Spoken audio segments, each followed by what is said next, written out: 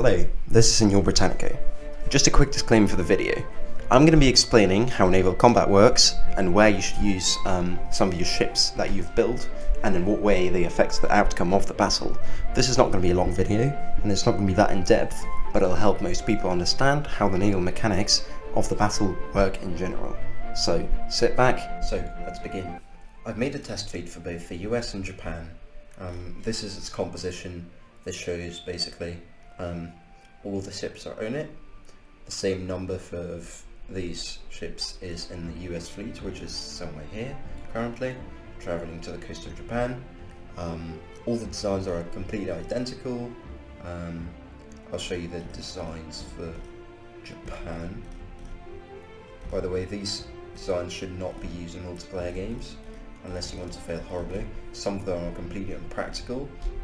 I just wanted to show you how they behave in a one-on-one combat with the other fleet. So this is the carrier design. I'll show you the researches for that later as well. This is the battleship design. Heavy cruiser, light cruiser, destroyer. Research wise, same as the United States. This side of the doctrine, 4 of those researchers, carrier planes 2s, improved fire control, centimetric radar, all the ships up to 2 carriers 3s, smoke generators, all those little buffs for guns, 6 of those researchers, and improved medium batteries. And now, switching over to the US, we have the same ship designs and absolutely identical research for that as well. So let's see how battle goes. They should be in equal conditions. The reason for why I chose the coast of Japan is because this is a sea zone which has absolutely no modifiers. It has no weather that can disrupt the navy or the airplanes taking off the carriers. It has no debuffs for ships, and it's overall just a neutral zone, so no modifiers are applied to the battle. So I put both fleets on do not repair and always engage. And let's send this out for patrol. As you see, we've already spotted the US fleet. We don't know exactly where it is. This is the bar that indicates how long you have until you spot it. As soon as that goes to 100, given that your fleet is on that order or any other order that requires an engagement, your fleet will engage the US fleet. So at some point you'll be able to see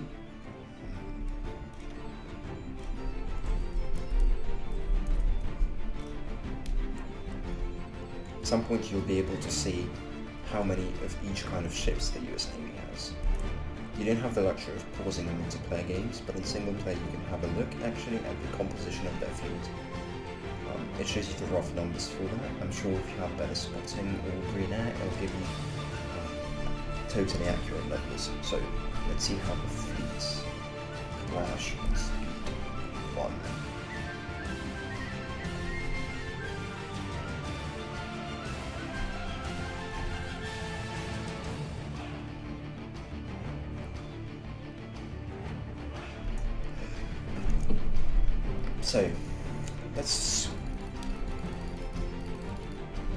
Let's switch to speed 1. It's currently in 98% progress, so we can see exactly how the battle goes hour by hour. So let's see where the battle occurs.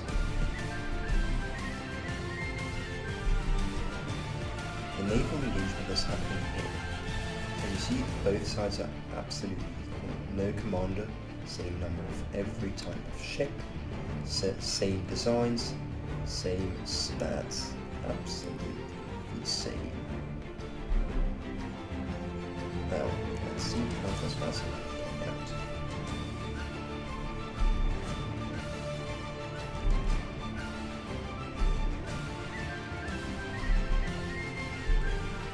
As we see, one of the Japanese carriers is already taken out by naval bombers from the US.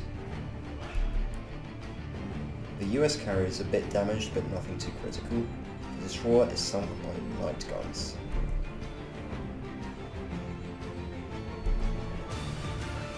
The light cruiser is sunk by naval bombers. Sorry, the heavy cruiser is sunk by naval bombers and heavy guns. Japanese heavy cruiser is sunk by naval bombers and heavy guns again. Light cruisers, light guns and heavy guns.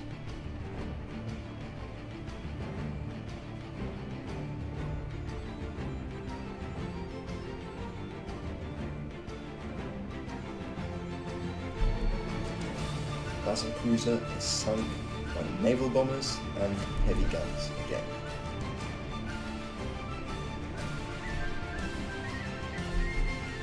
The battle cruiser again is sunk fully by heavy guns. Interesting. Another heavy cruiser, this time sunk mostly by naval bombers. Here, the heavy cruiser is sunk by naval bombers again.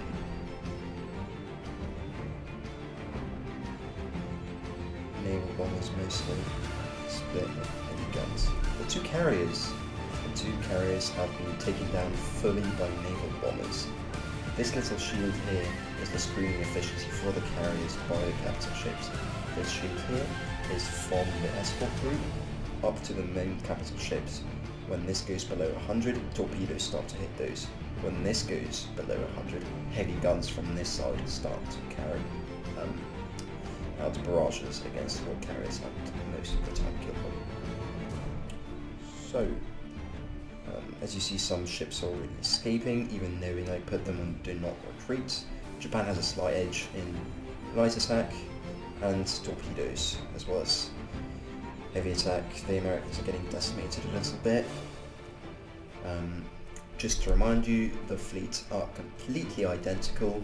They have absolutely zero difference. They have the same stats, no commanders, and the weather has changed to rain. Very interesting. All of the American carriers are down, most of the capital ships are dead. I think it's fair to say that Japan has won this naval engagement. Let's see how it ends. Ends with all is dead. In comparison to how little Japan has lost. You can open the tab to see that, but I don't think that. So this is the ending of the first naval battle. Let's see how another naval battle will go. Same conditions, just one more time.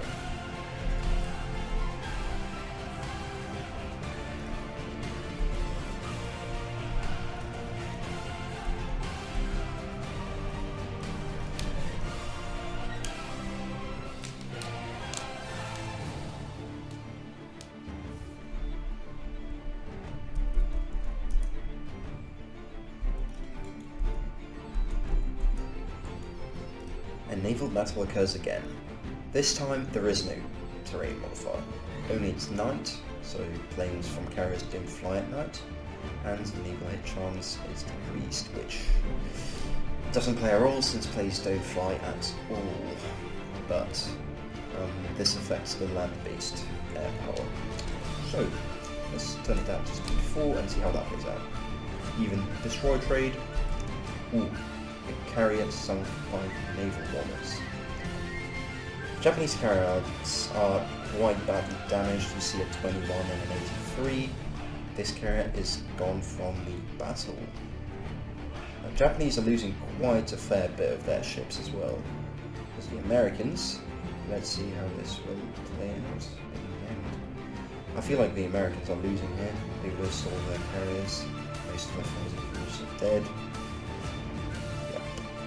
And this is another victory for Japan.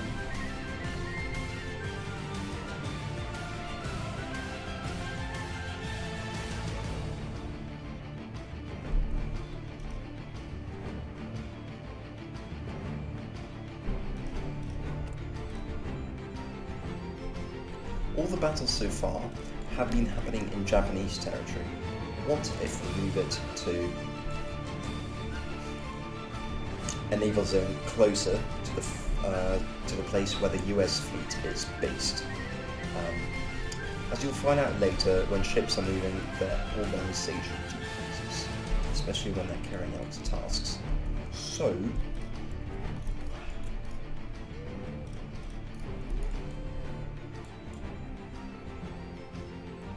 okay, this time I moved the US fleet away from the Japanese islands, so they're closer to the base ports. The organisation is at max, and they're just building up for base detection. So, let's switch to the Japanese and order them to do the exact same task.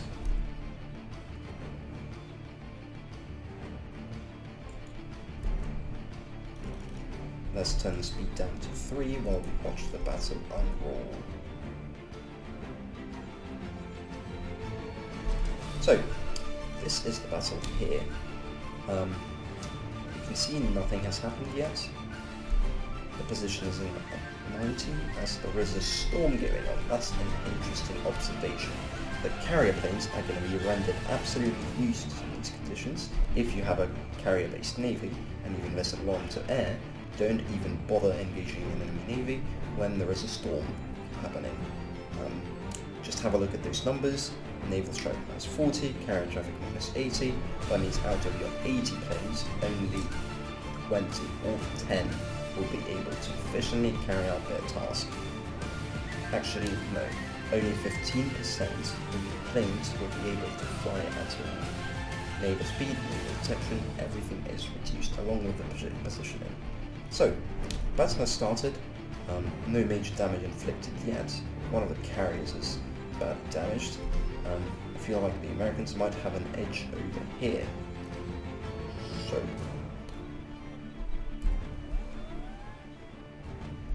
and the Americans have started with killing some destroyers through light guns. One of the cruisers is sunk by naval bombers, but mostly by enemy guns. And here it goes down. One of the carriers down by naval bombers.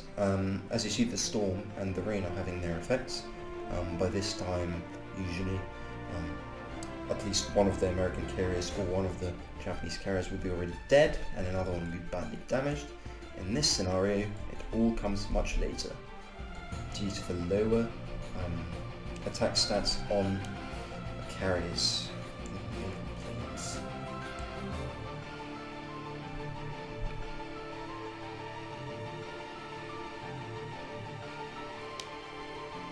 The Americans have not lost a single carrier yet, however they have lost a substantial amount of their heavy ships. The Americans are losing more screens, but due to the diminishing number of their capital ships, less screens are required to effectively screen the enemy. So, I feel like this could be called a US victory. The Japanese fleet is retreating, having lost most of their capital ships, and they're just killing off the last of their screens.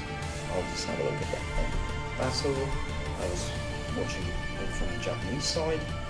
The naval beds are rolled like that. The US have not lost many capital ships, in fact. Same number of cruisers lost, same number of light cruisers lost. Destroyers, due to those two ships being lost quite early on by the Japanese, along with their carriers. Most of the light ships had to take the hit from the medium guns from the heavy cruisers and the light guns from light cruisers. And the fact that the Americans had no carriers intact allowed them to efficiently destroy most of the capital ships of Japan. So don't even bother engaging anyone if you have a carrier-based navy during rain or storm. Let's run, and this time we are testing the fjords and archipelagos to see how the battle unrolls again. The fleets are about to find each other. Let's go to speed 3 to watch that happen, so we can close the monitor how the battle goes, and I'm going to explain why everything is happening.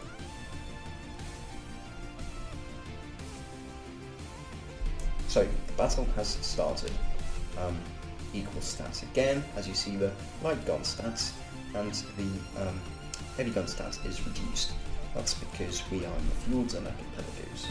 Battleships and battle cruisers, along with all other capital ships, have a major debuff to all their attack. The carriers have a very, let's say, they have the least of the debuffs here. Carriers don't really deal attack. You don't care about their positioning or their defense, because every modifier that affects them is the modifier that applies to their naval planes. So let's watch the battle overall. As you see, the stats for light guns and heavy guns have been used along with the positioning. That greatly reduces some of the stats. As we can see here, battle cruisers, battleships and heavy cruisers have taken a big hit in terms of attack and defense, and movement speed, which actually is quite important for line ships, but not for carriers. If you engage an enemy strike force, which is most based off battleships, battle cruisers and other capital ships, you're in heaven. Carriers get absolutely zero debuffs for their attack. As you may see, carriers get a minus 20% defense, attack, and a movement debuff, but you don't care about that at all. Carriers themselves, according to the game, do not deal damage. Damage dealt is by torpedo bombers that are stationed on those carriers. As long as nothing is affecting the air efficiency of those bombers, the naval strike efficiency, the sortie efficiency, anything to do with that, you are absolutely fine. In this scenario, only the battleships and the battle cruisers and heavy cruisers will get an attack debuff, leaving their fleet exposed to your naval attacks. So, in fact, if you think you cannot engage the American Navy as Japan in one of those sea zones, make sure you pick fjords in the archipelagos. They'll have a tough time getting you out of there, providing you have green air. So, let's have a look at the battle. One of the Japanese carriers is already down. Naval bombers, the US carriers have taken very little damage.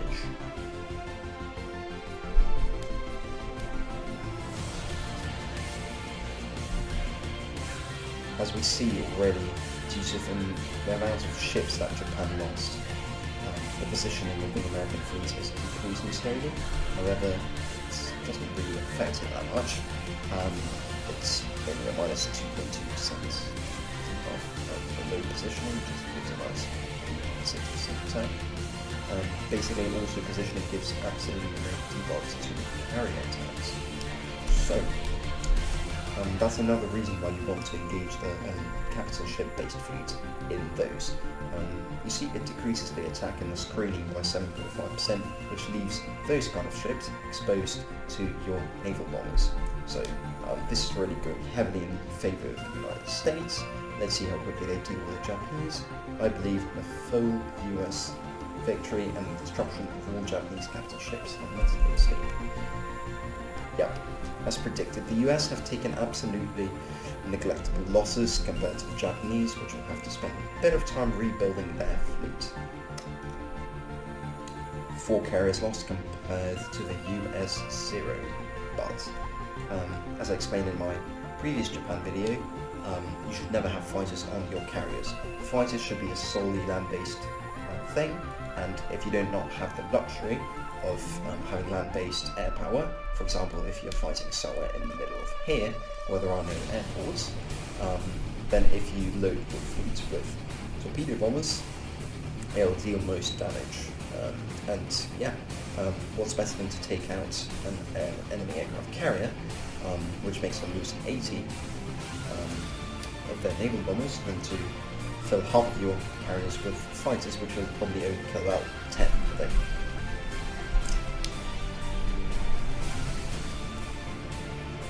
Also, on the ending note, after each battle, check what your ships have become.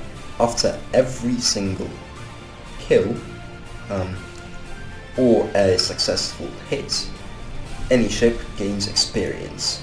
It's only it can never go down, because it only goes down once your ship is destroyed. Obviously, that goes down to 0 because your ship does not exist anymore. You can see the stats for each ship here as well. So let's have a look. Just a quick tip: you want to always train up your navy to regulars, or at least train so they don't get any debuffs from being green. Yeah, make sure you, because if your ships are trained, they get, I think, a 10% bonus, But anyway, the veterancy of the carriers doesn't really matter. 5 sorting efficiency is absolutely useless if you use my strategy. The damage is also neglectable because you don't have any guns on it. Defense, that would be quite useful. The defense can be quite useful against enemy air, but again, if you don't have anti-airline carriers, that is rendered useless. Battle cruiser wise, damage here is insane. Let's have a look at what the stats are now. The stats for those are 81 heavy attack, plus 30% because the 30% is not included in here. So let's say that's about 120 heavy attack. This is more than a super heavy battleship that a Japanese can get before the war starts. It's better than the stock Yamato, I have to say. Considering that this has no design bureau and there is no admiral assigned, these are very good stats. This can disintegrate most things. Same for the light cruisers. I know how so many have been lost, but look at those stats. 64 light attack from the base 49, that's plus extra 10 out of thin air. By the way, just a quick tip, if the enemy does not want to engage your fleet, you can use that time well. This is easily built up by killing ships. As you see, this has sunk 14 ships and is at veteran level. Let's find a veteran with the least sinks. A veteran with only 4 assists. That's what it requires. Successful hits. You don't have to do that on ships. You can do that on convoys as well. If the enemy is too scared to battle your navy, you can make it stronger through combat. If you convoy raid with your main navy, it doesn't lose positioning or anything, it doesn't get any debuffs, it just constantly engages enemy convoys and fires shots at them. Every successful shot by your ships scores them experience, which can be seen here. This gives them the veterancy level, or the season level, whichever one.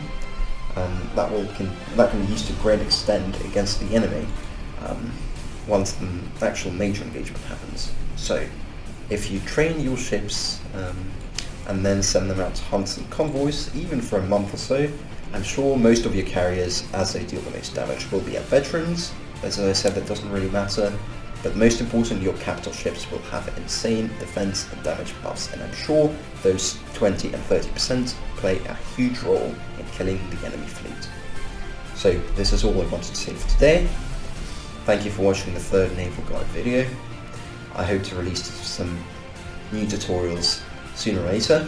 I'll have to come up with topics. Any suggestions that you have for me, do write a comment, DM me in Discord, and stay tuned to Senor Britannico channel. Bye. So please whatever.